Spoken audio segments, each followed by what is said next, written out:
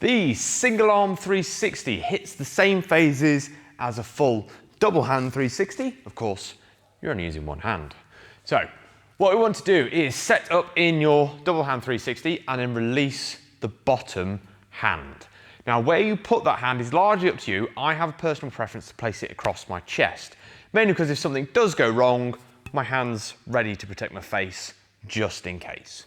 So with the hand across the chest, you're going to hit those same phases. We need to go up into that crown position, that high guard, drop down into the pendulum and use that torso, because you've got less arms and lats to help you this time, to really pull and initiate that movement, bring the elbow across the center line so you return back to the rack position.